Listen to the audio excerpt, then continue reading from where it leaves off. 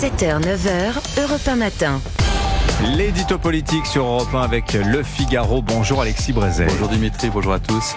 Alors hier, Emmanuel Macron était à Vassieux en Vercors pour y honorer la mémoire de la Résistance, ce qu'il avait déjà fait il y a 10 jours sur le plateau des Glières. Le 8 mai, il sera pour la victoire des Alliés à Marseille. Alors bien sûr, cette année, c'est le 80e anniversaire de la Libération.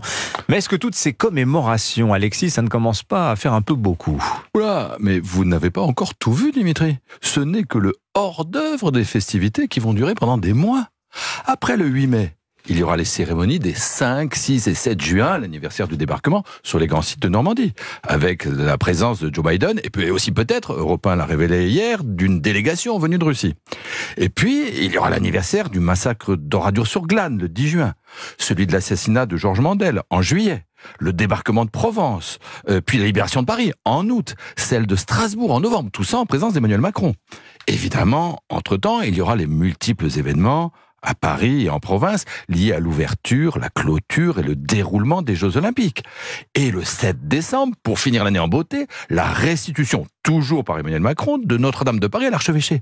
N'en jetez plus, la coupe est pleine. À ce degré, ce n'est plus du devoir de mémoire, c'est de la frénésie mémorielle, de la commémorationnite aiguë. Alors derrière toute cette agitation, certains ne pourront pas s'empêcher, Alexis, de prêter des arrière-pensées politiques à Emmanuel Macron. Il y en a, c'est l'évidence. Pour un président, parler d'histoire, célébrer la mémoire, c'est un moyen sans risque, valorisant, de se poser en rassembleur, de s'installer au centre du jeu et de faire passer quelques messages d'actualité à l'opinion. Le 6 juin, par exemple, à 3 jours pile de l'élection européenne, on peut imaginer sans peine qu'Emmanuel Macron trouvera un moyen plus ou moins subtil de faire un lien avec les enjeux du scrutin, la paix contre la guerre, la fraternité européenne contre les égoïsmes nationaux, patali patala. Le parti présidentiel Renaissance, comme par hasard, a d'ailleurs décidé de ne pas organiser de meeting après les cérémonies de débarquement, histoire de laisser le dernier mot au chef de l'État. Mais bon, ça n'est pas ça qui lui permettra de remporter l'élection, ni de retrouver une majorité à l'Assemblée. C'est pour ça, au fond, que je ne crois pas que la politique soit le motif principal de cette boulimie mémorielle du président. La vérité, Dimitri, c'est qu'Emmanuel Macron adore ça. Les célébrations, les commémorations, les hommages nationaux aux invalides ou ailleurs. Rendez-vous compte, il en a organisé 28 depuis 2017, quand Nicolas Sarkozy, en un quinquennat, n'en a présidé que 4. Eh bien, il en raffole. Pendant qu'il défile, le menton levé, le mollet roidi, l'œil fixé sur l'horizon, il kiffe, comme on dit maintenant. Il surkiffe même. Il se sent pleinement président. Bon, vous ironisez un peu, Alexis, mais les moments que commémore le chef de l'État sont dignes d'être célébrés tout de même. Vous avez raison, Dimitri. L'histoire, pour un peuple, c'est important. Mais justement, évitons de nous en raconter des histoires. Parce qu'on nous dit gravement que ces célébrations républicaines sont une réponse d'unité aux fractures françaises, creusées par la montée du communautarisme et par les réseaux sociaux. Mais quelle blague!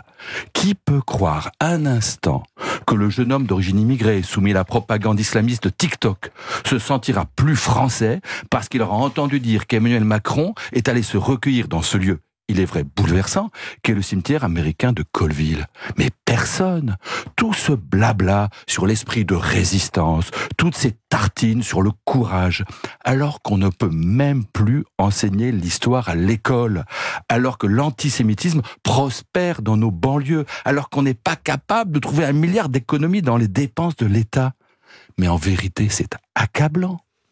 Le grand historien Pierre Nora, le maître d'œuvre des fameux lieux de mémoire, a dit un jour au Figaro « Plus notre pays rétrécit, plus on rêve de sa grandeur ».